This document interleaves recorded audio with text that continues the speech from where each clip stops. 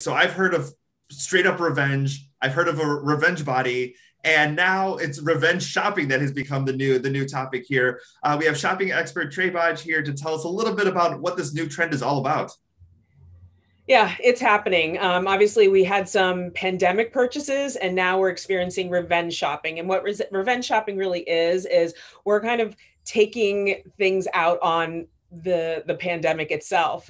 We're getting back at the pandemic by buying things that we want, and getting out there, traveling, buying clothes, going to restaurants, because it was a rough year. And I think we all want to treat ourselves. And so that's really what's happening here. And of course, the danger is that we might be going over budget. So I know we're going to talk about that a bit as well. So, when you talk about real estate, you talk about it whether it's a buyer's market or a seller's market.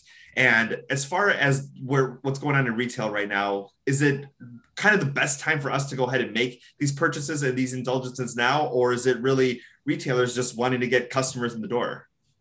So that's a great question. I think it's a little bit of both, but it's really important for consumers to acknowledge what their spending ability is. So if you are still underemployed, for instance, if you're on unemployment and assistance because of the pandemic, it may not be the time to rush out and book an expensive trip or to buy an expensive handbag. Be really realistic with yourself. I mean, if you're living off of your stimulus checks, this is really not the time to go shopping. However, if things are returning to normal for you financially, and perhaps you saved a lot of money during the pandemic because of all the things you didn't do, it's certainly a good time to treat yourself. And the good news is, early next week is going to be just mountains of sales. We have Amazon Prime Day, Target Deal Days, Walmart's Deals for Days, big sales from Home Depot, Kohl's, Best Buy. So it is a really good time to shop if you can financially, and if there are things that you need, of course.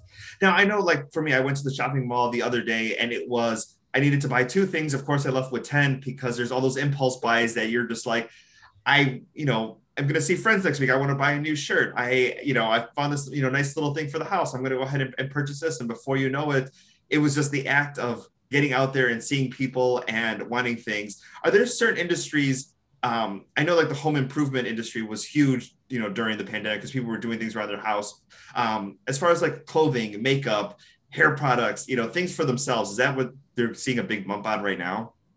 Yeah, so we're seeing a bump in all of those things, and it's interesting that the National Retail Federation just adjusted their predictions for 2021. They were originally saying that we were going to be up in spending, 6.5 to 8.1%, and they just adjusted it to 10.5 to 13.5%. So it's looking like we're going to have a really good year, and I expect those jumps to be in those categories that make us feel good, like a new shirt, like you said, beauty products, skincare, all that good stuff where we feel like we're treating ourselves. I think those sectors of retail are going to see a really nice improvement. What's interesting about these sales that we're going to be seeing next week is we will see many deals on your regular things like your favorite painkiller, your favorite pillow, your favorite batteries. Those are things that we can kind of stock up on and justify the purchase because it's on sale. And then I would also think about, are there a couple birthdays coming up, or is there a wedding you're going to that you'll need a wedding gift in the next couple of months? So that's kind of where I would focus, because rest assured we're going to see a lot of activity again around Black Friday. So you don't necessarily want to spend too much right now and then Black Friday comes and you don't have anything to buy. Has that been something interesting for you to see as far as what they target normally during the summer, where it might be, bathing suits and pools and things, but now it's batteries and pillows and maybe some of those things that people have just come to rely on, where it's like, oh my goodness, there's a sale on, paper towels or toilet paper or necessities, where that's more of the trend. And are we going to see that moving forward?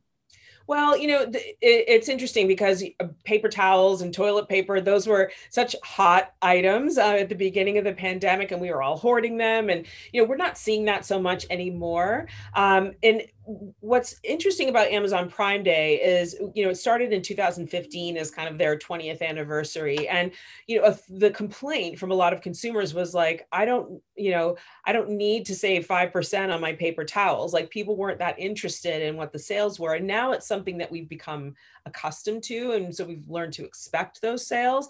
And so it's just the way that we shop around Amazon Prime Day has changed. And I don't think it's necessarily connected to the pandemic. I think it's, this is how Amazon Prime Day started and it's kind of continued. And all the other retailers are now piling on and offering sales in the same categories. Now, on the flip side of that, we will also see sales on things like furniture and laptops and TVs and all that good stuff as well. So it's a really interesting time because the sales are going to be across multiple categories on millions of items versus Black Friday, that's really the focus is on gift items. Does that make sense? Yeah, that absolutely makes sense. And then, final thing I wanted to chat about was as far as in-store versus online. I think we've all been accustomed to getting those boxes in line, going on our phones to make those purchases.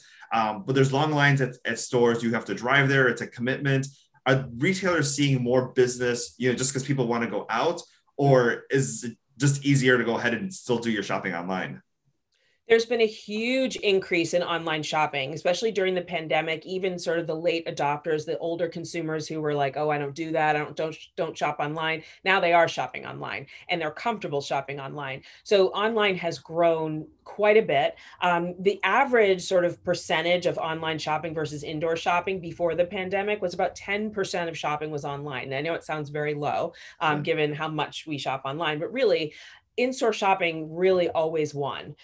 In the pandemic, it ticked up to say 20%. And, we'll see where it settles in. I mean, my guess will be more like 17%. So it did see a big jump, but still, brick and mortar is very alive and well. And now that so many of us are getting vaccinated, we want to go out, we want to enjoy that interaction with the sales staff and try things on and have that whole experience. And so I do feel pretty good about brick and mortar shopping right now. For the retailers that lived through the pandemic and made it through and are still there, they're going to see a big improvement in their business very, very soon, if not already, just because we're all kind of venturing out now. But, to answer your question, really, online shopping is bigger than it was before. And I think it's it's going to stay up a little bit, but brick and mortar is still alive and well. And that's a great opportunity to go ahead and support your local businesses in your area as well too when you're doing that in-person shopping. Trae, thank you so much for your time today. TrueTrae.com is where you can go ahead and find more shopping tips, and you can find her on social media at TrueTrae as well too. Thanks so much.